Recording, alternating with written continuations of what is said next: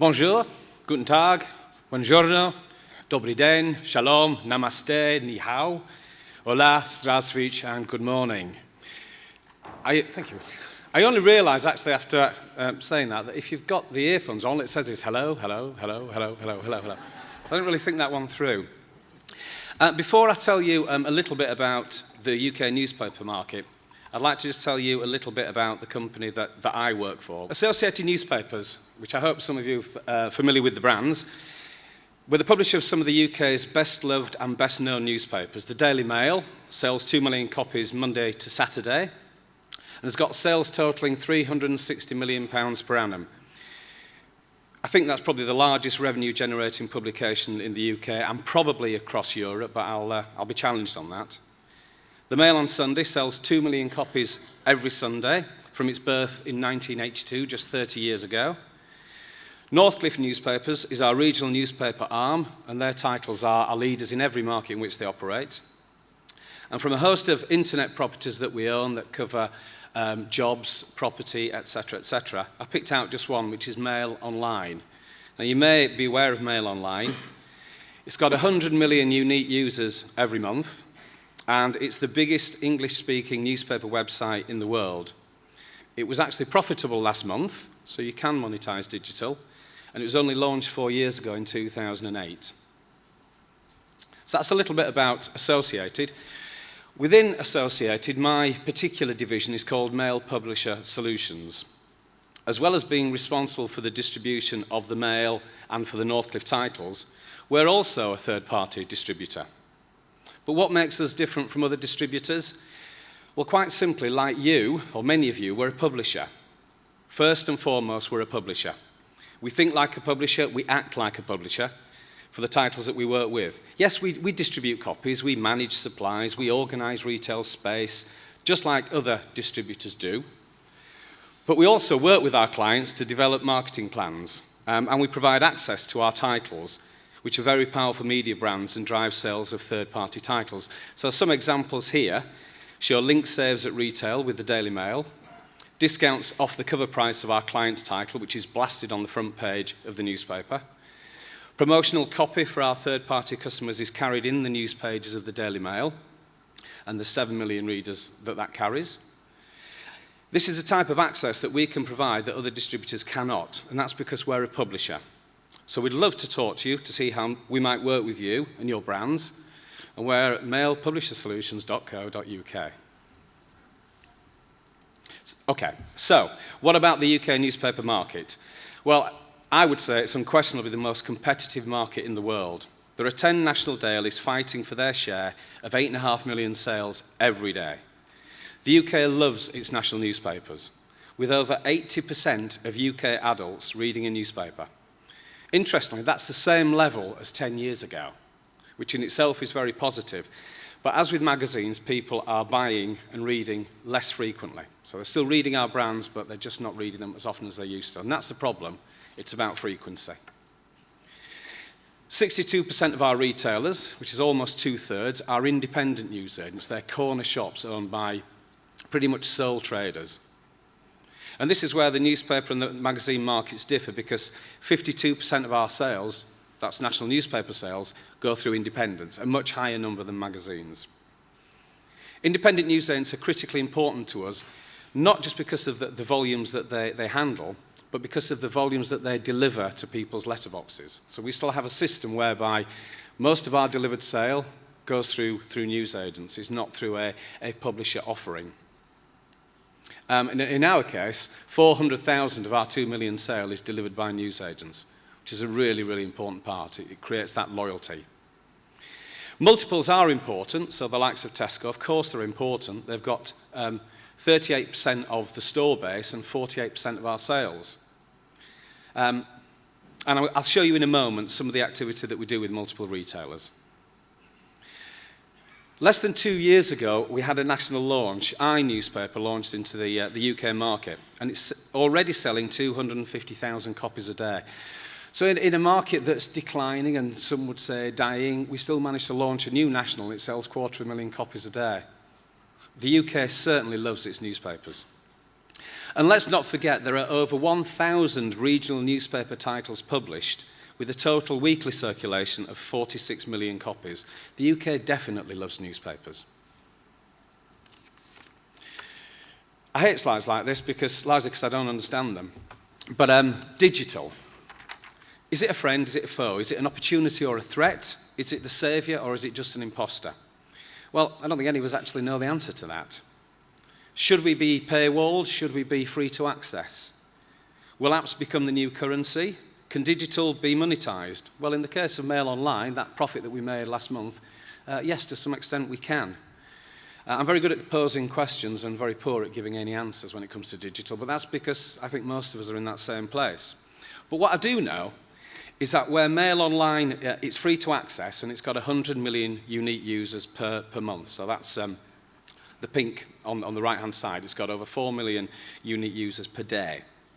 But what it does do, it attracts a younger and a more affluent demographic than the Daily Mail. It brings in a different audience. But that little bit in the middle, you see that 1547, that 10%, that's where people who read the Daily Mail also read Mail Online. And they're the most engaged group of people that we have. They spend more money with our company. They have more value as customers than anyone who reads just the newspaper or just looks at the website. And if we can get more people to engage in that middle bracket, that's an extremely profitable core of people. And what a huge reach we've got. We've got a reach of almost 16 million across those brands.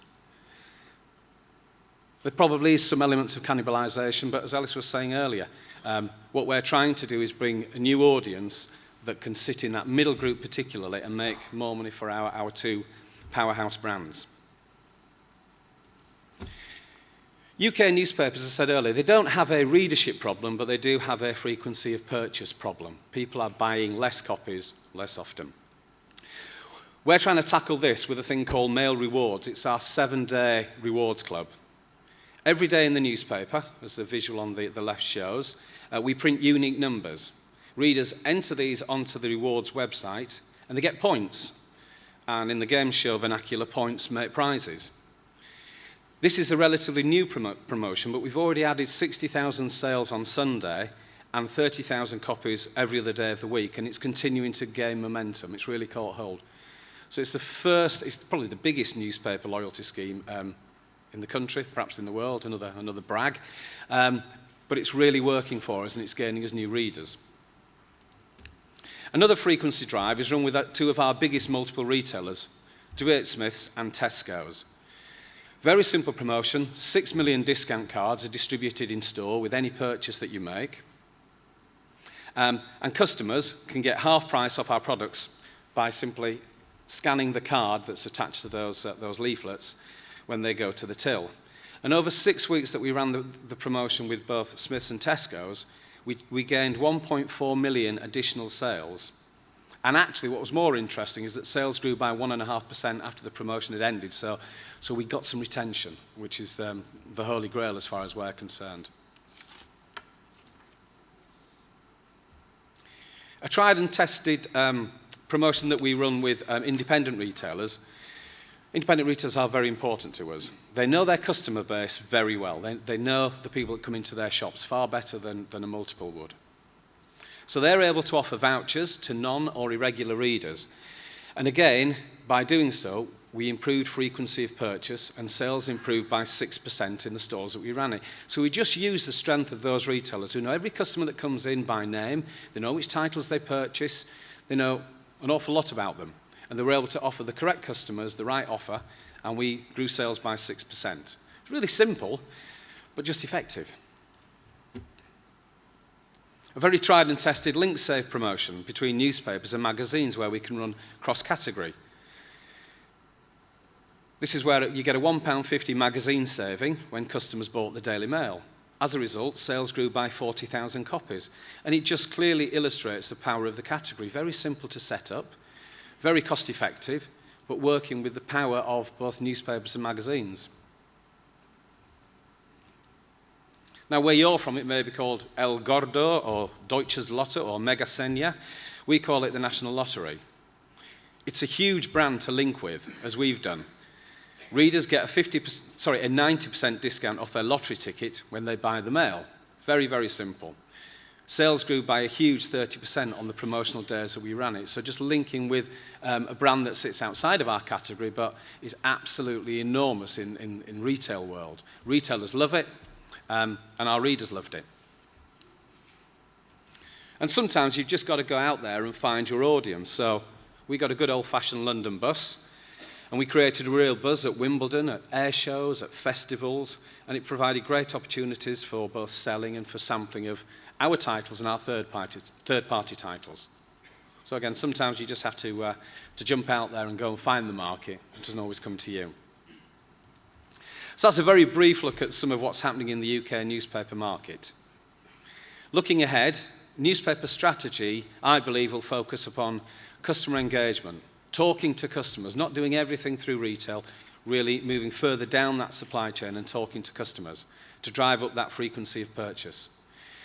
Using intelligent data and sophisticated databases that we've developed, we've got something like 40% of the UK population on our database, and we know their readership frequency, we know which titles they purchase. We're going to target them in an intelligent way with meaningful and appropriate offers that we know that they will engage with. There'll be greater supply chain collaboration, as we mentioned earlier, between publishers in those non-competitive areas of print and distribution. You know, we're printing some of our titles with News International, which was something 10 years ago you would never have dreamed could have happened. But it's really a non-compete area. We share trucks with Trinity Mirror because we don't compete getting to the counter. It's when we get there that we compete. But on the journey to, let's just get as much cost out as we possibly can. Web and print, yes, the web carries threats, but let's focus upon harnessing the positives and get deeper engagement, more enrichment with our customers. Let's know more about them, and let's move them into that 10% bracket in the middle where they spend more and they're more engaged. And finally, work with a distributor that's a publisher, because they share your world. Thank you very much for listening.